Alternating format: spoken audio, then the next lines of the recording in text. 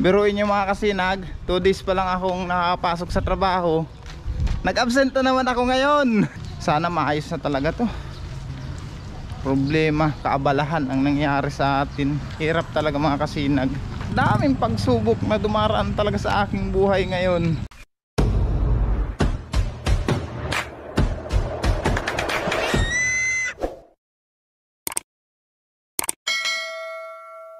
Mga kasinag, good morning. Ngayon pala mga kasinag, hindi naman tayo pumasok sa trabaho. Gawa ng may dumating naman sa ating problema. Biruin nyo mga kasinag, 2 days pa lang akong nakapasok sa trabaho. Nag-absent na naman ako ngayon. Dahil nga mga kasinag sa counter affidavit ko. Kasi pag magpapanotaryo pala, kailangan ako mismo ang magpapanotaryo. Yun na naging problema ko ngayon mga kasinag. Kaya yung counter affidavit ko po na ipinasa sana nila kahapon, hindi na ipasa gawa ng notaryuhan nga mga kasinag. Kaya ngayon magpapanotaryo ako itong counter affidavit ko, tapos ipapadala ko lang sa bus biyaheng Bicol. Kasi hanggang Friday lang mga kasinag ito deadline na sa Friday. Kaya ito ang problema ko ngayon. Nag-message naman ako dun sa sa trabaho, doon sa HR namin, si Ma'am Bim, na humingi na naman talaga ako ng paumanhin at pasensya. Sana maunawaan talaga nila mga kasinag. Last na ito, maayos ko lang ito, tapos maipadala ko sa bus biyaheng Bicol. Tapos sasalubungin na lang nila sa terminal lang bus. Ganun na lang para hindi na ako umuwi mga kasinag. Mahirap naman kung uuwi pa ako. Kaya sana maayos na talaga to.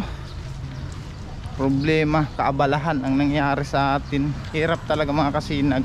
Daming pagsubok na dumaraan talaga sa aking buhay ngayon. Pagkatapos kong ipanotaryo ito mga kasinag, ipapadala ko sa bus biyaheng Bicol. Doon na lang ako mapunta sa PITX mga kasinag para ipadala ito papuntang Bicol. Tamang tama, malapit na rin naman tayo doon. Diretso na tayong Baclaran kasi may mga ipagpipray tayo. Ipagpray ko na rin tong aking problema.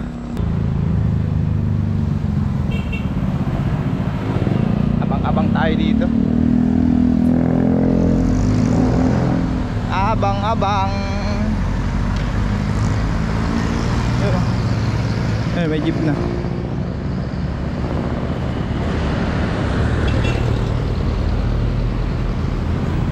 Update ko lang kay Mami makasinag Okay, kababa na tayo.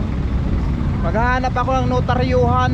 Meron daw dito mga kasinag Akyat tayo dito sa taas.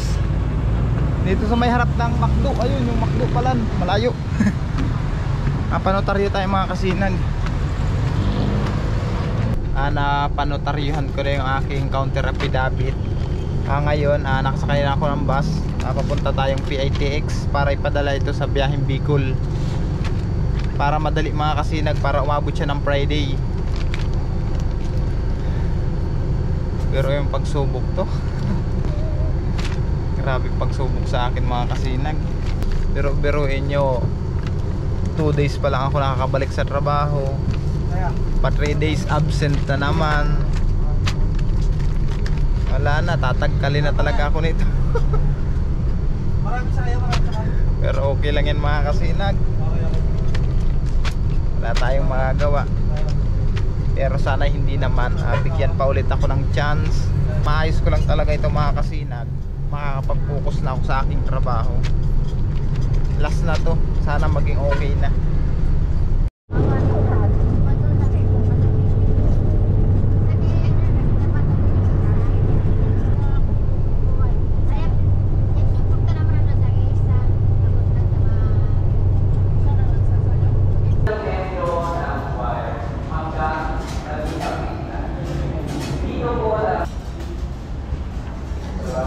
Kasinag, nandito ako sa Baclaran Church. Kagagaling ko lang kanina sa PITX para ipadala yung aking counter affidavit. Duman ako dito mga kasinag, gawa po ng may nag-request sa akin mga kasinag na yung dating sponsor ko, na ang sabi niya pag nakapunta daw ako dito sa Baclaran, ipagtiri ko sila ng kandila para sa kanilang kalusugan. Shoutout pala kay Sir Ariel Anselmo from Maryland. Tapos kay Madam Ceres Erily Tamon. Sana mga kasinag, ipag-pray nyo na rin lang ang kanilang kalusugan. At yun ang pinagdarasal ko ngayon, na sana'y maging okay na sila. At maging okay na rin sana mga kasinag ang aking problema, matapos sana ito. Sana maging okay na talaga. Update ko lang ulit kay mamaya mga kasinag. Papasok muna ako ng simbahan. Nagtirik muna ako ng kandila. Kanina pa nga ako dun sa loob, gawa ng inaantay kong maubos.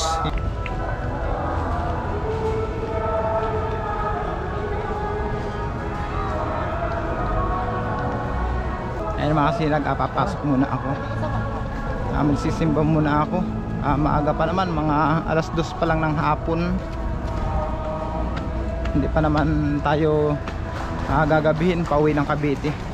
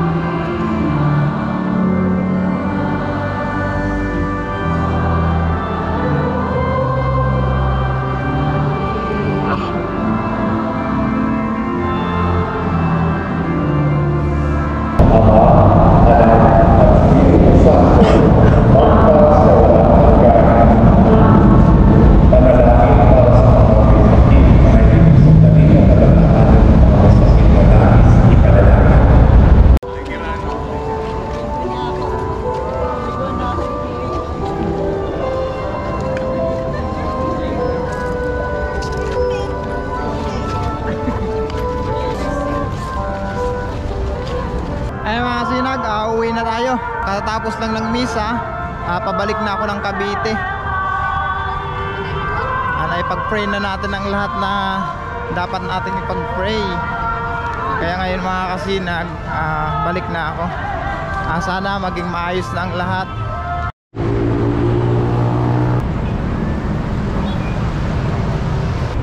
Mga kasinag, medyo hapon na tayo nakauwi. Papunta na akong paradahan. Walang pasahero Nag-iisa na lang akong natirang pasahero. Ayun mga kasinag, kararating lang natin. Salamat sa mahal na Panginoon. At naka-uwi tayo ng maayos. Sana maging okay ng mga kasinag yung aking counter affidavit. Sana ma-receive nila doon. Kasi aabangan na lang nila yun doon sa sa terminal ng Naga para ipasa nila bukas or sa Friday. Kasi hanggang Friday lang yun mga kasinag. Last day sa Friday. Sana maging okay na yun mga kasinag, para wala na tayong problema. Tingnan muna natin ang mga comment section. May nagpapa-shoutout pala mga kasinag Shoutout pala sa Lacson family ng GMA Cavite. Maraming salamat po mga idol sa suporta at tiwala.